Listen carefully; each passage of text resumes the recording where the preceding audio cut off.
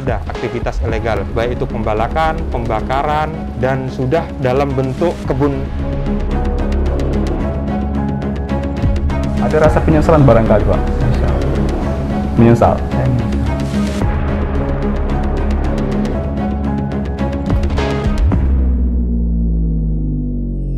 Ikuti penelusuran kami, saudara.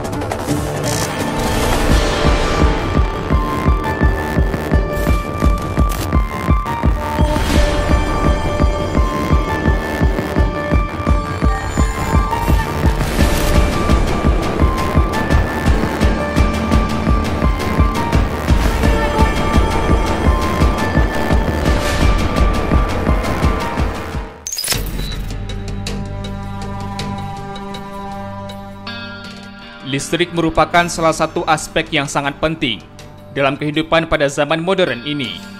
Bagaimana tidak, hampir seluruh kehidupan manusia saat ini bergantung pada kuatnya aliran listrik sebagai sumber tenaga. Oleh sebab itu, masyarakat pada saat ini sangat membutuhkan aliran listrik yang memadai serta mencukupi untuk kebutuhan sehari-hari. Namun sayangnya, meski memiliki peran yang cukup sentral, hingga saat ini masih ada sejumlah daerah di Indonesia yang mengalami permasalahan listrik. Satu di antaranya adalah Tanjung Pinang, Kepulauan Riau. Dihuni lebih dari 227.000 jiwa, aliran listrik ke perkantoran, pusat bisnis, dan rumah warga kerap kali terputus. Saudara, jaminan energi primer seperti listrik merupakan sesuatu yang sangat penting di suatu wilayah. Menyandang status sebagai ibu kota Provinsi Kepulauan Riau, listrik di Tanjung Pinang belum dikatakan aman. Jangankan cadangan, pasokan yang tersedia saat ini bisa tiba-tiba terputus. Seperti pemadaman listrik beberapa pekan lalu di Tanjung Pinang, yang terpaksa menghentikan berbagai aktivitas, baik rumah tangga, perkantoran, hingga bisnis. Bagaimana kondisi listrik di ibu kota Provinsi Kepulauan Riau? Unit Reportase menyuguhkan liputannya untuk Anda. Sengkarut listrik di ibu kota Kepri.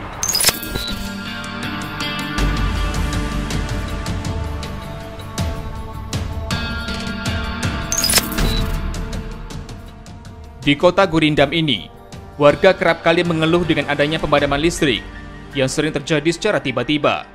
Tak hanya itu, pemadaman itu bahkan kerap kali berlangsung beberapa jam lamanya. Satu persatu daerah di Tanjung Pinang pun bergantian mendapatkan jatah pemadaman bergilir. Entah apa penyebabnya. Rosdiana, warga Kelurahan Kamboja, Kecamatan Tanjung Pinang Barat, mengaku kerap kali terganggu dengan adanya pemadaman listrik tersebut. Menurutnya, pemadaman itu meresahkan ibu rumah tangga. Warga sangat dirugikan dengan adanya pemadaman itu. Itulah kalau lampu ini agak susah lah, sering hidup mati. Sebentar-sebentar mati, kita lagi masak nasi pun tiba-tiba mati. Nah, kadang lagi kita, apalagi bulan puasa, lagi memakan sahur, mati. Sebentar hidup, sebentar mati. Ya itu bisa-bisa merusakkan barang-barang elektro kita. Kalau misalkan sering mati lampu itu mengganggu aktivitas sehari-hari berarti Bu ya? Ya mengganggu. Kadang nasi kita sampai bengkak dong.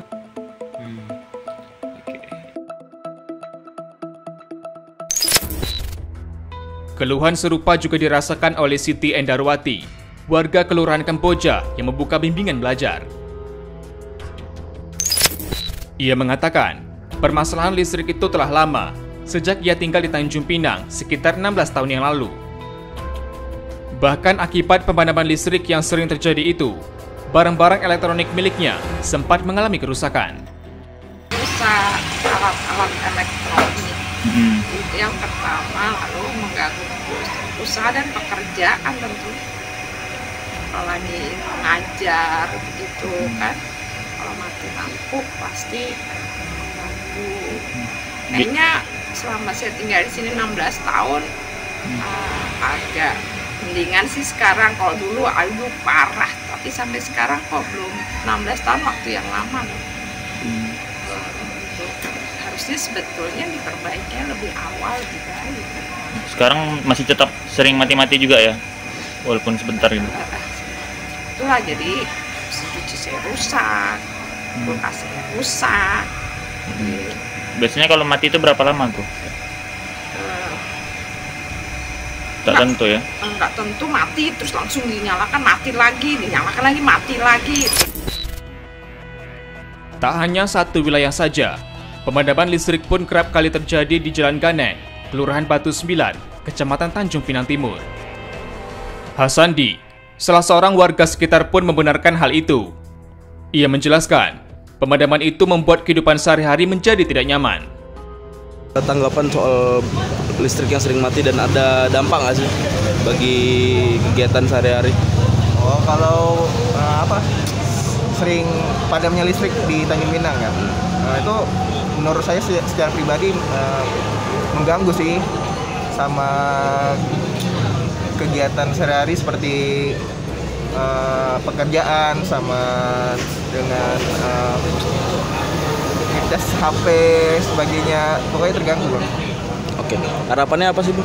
Harapan saya semoga kendala pemadaman listrik ini cepat ditanggapi, dibenahi lah, supaya kalaupun ada pemadaman listrik secara pribadi harus diberitahukan jauh-jauh hari kan, biar mengantisipasi ke depannya gitu.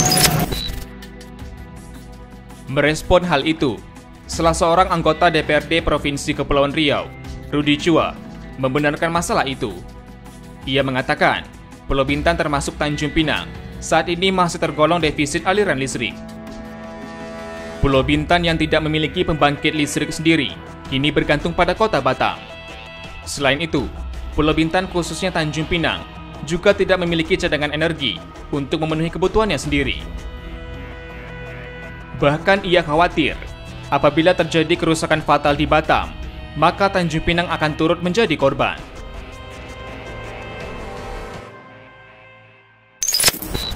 Saat ini Batam itu daya terpasangnya sekitar 600 MW, sementara kebutuhan puncak paling tinggi mereka berkisar 530 sampai 540 MW termasuk Tanjung Pinang.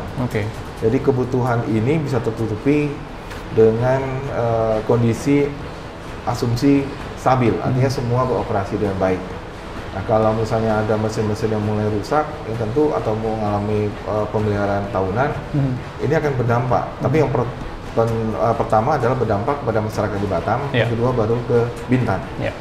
Jadi kalau misalnya kita juga melihat PLN Bright sekarang sedang membangun PLTG atau PLTMG namanya ya, di Baloi.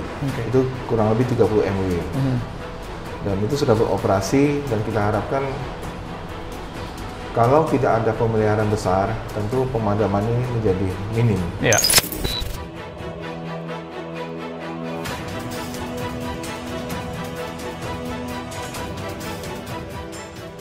Rudi Chua menambahkan, kondisi itu tentunya sangat rentan.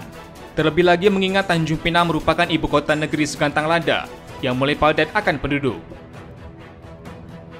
Ia menyarankan agar PLN dapat mengatur aliran listrik dari Batam ke Tanjung Pinang sesuai dengan jam kebutuhan tertingginya. Rudi meminta agar pemerintah Provinsi Kepri dapat mendesak pemerintah pusat agar dapat membangun pembangkit listrik di Pulau Bintan sendiri. Dengan demikian, Pulau Bintan khususnya Tanjung Pinang tak lagi bergantung pada Kota Batam. Kalau apa yang bisa dilakukan pemerintah daerah itu nyaris nihil. Kenapa? Karena kewenangan pengelolaan kelistrikan itu ada di PLN. Kalau yang bisa dilakukan sekarang, bagaimana pemerintah provinsi melakukan lobbying ataupun katakanlah menyampaikan ke PLN dan tanda kutip ya, mungkin melalui Kementerian Energi di pusat, kita permasalahan utama di Tanjung Pinang ini bukan hanya masalah keandalan pasokan, tapi keandalan jaringan. Pemadaman yang sering terjadi ini juga bukan karena semata-mata listriknya putus dari Batam, tapi lebih sering terjadi adalah kabel. Kabel kena pohon terutama. Kalau saya lihat laporan-laporan yang ada di PLN itu laporan pemotongan dahan. Pada saat mereka memotong dahan kan dengan mengurangi resiko kan terpaksa dilakukan pemadaman lokal.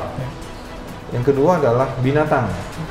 Jadi kita sering melihat di laporan PLN itu baik itu kalong, tupai, burung.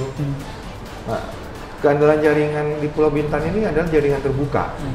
Jaringan terbuka.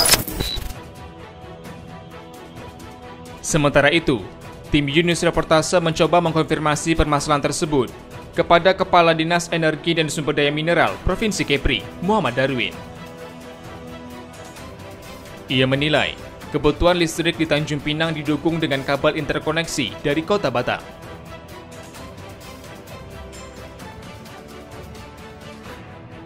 Perihal pemadaman yang masih kerap terjadi, pihaknya telah berkoordinasi dengan PLN Batam selaku pihak utama.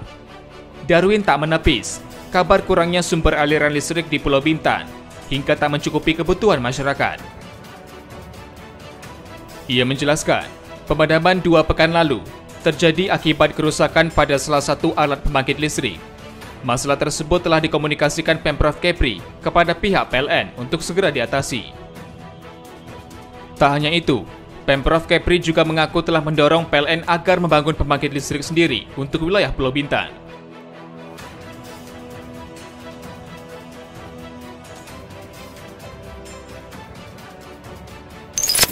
Jadi memang pada waktu itu ada beberapa permasalahan di Batam, ada pembangkit Mitra Energi Batam itu yang dalam proses perbaikan. Dan kita menginventarisir beberapa kondisi di Batam agar mereka segera melakukan langkah-langkah cepat yang dalam perbaikan segera diatasi, mesin-mesin PLTD mereka yang idle segera dibangkitkan. Untuk jangka panjang memang di sistem Bintan sendiri kita sudah harus membangun pembangkit sendiri. Ini yang sedang kita dorong kepada PLN Persero agar segera membangun pembangkit di Pulau Bintan. Terakhir kemarin kebetulan juga ketemu dengan GM URKR yang kebetulan koordinasi ke provinsi karena ada pergantian pimpinan di GM-nya. Gubernur juga berpesan agar segera di sistem Pulau Bintan itu harus dibangun pembangkit sendiri. Dalam RUPTL-nya PLN sendiri sebenarnya sudah ada rencana membangun 2 kali 100 mega di Pulau Bintan. Nah, itu yang sedang kita dorong bagaimana mereka merealisasikan ini.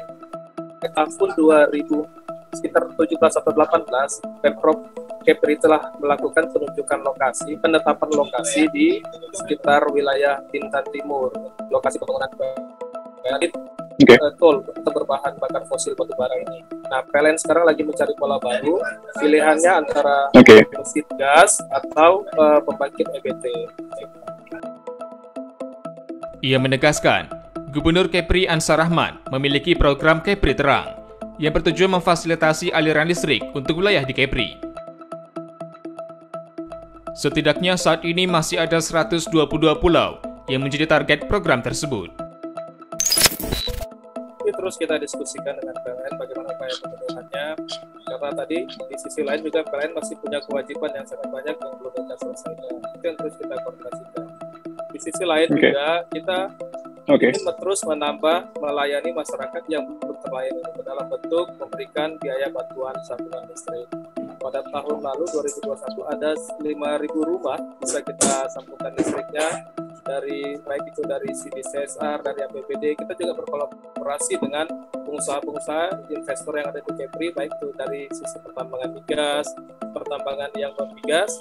Mereka berkontribusi menyediakan sambungan layanan itu. Kita konsentrasinya di situ agar masyarakat yang sudah ada layanan listrik bisa terlayani.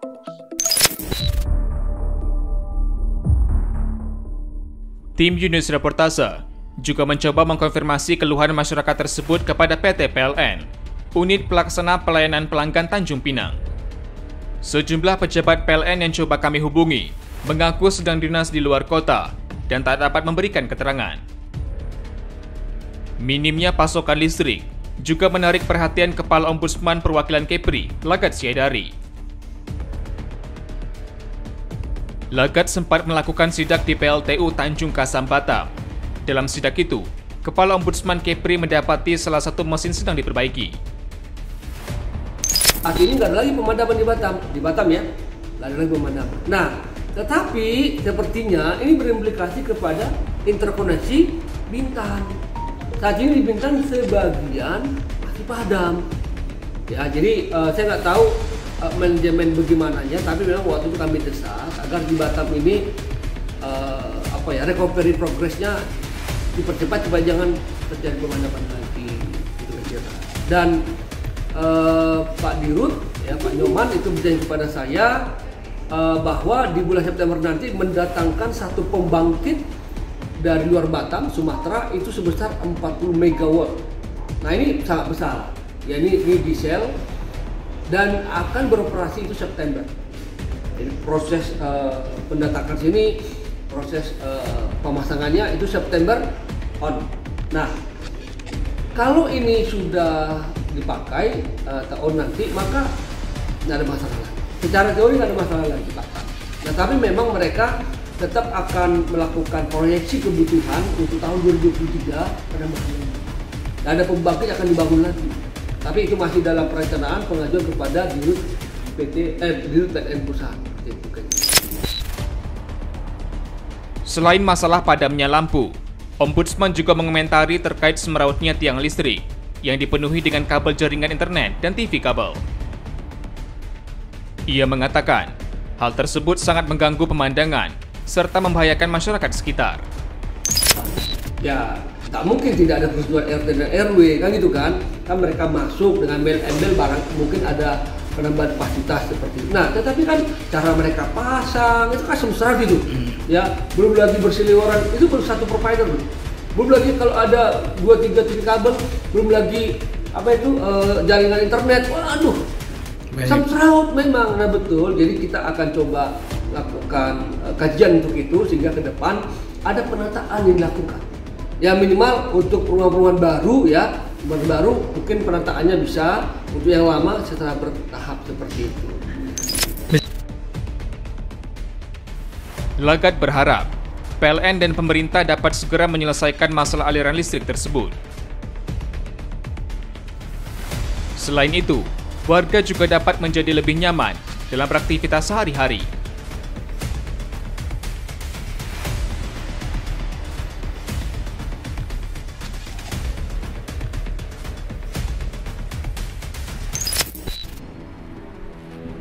Saudara, listrik merupakan kebutuhan vital bagi kehidupan masyarakat.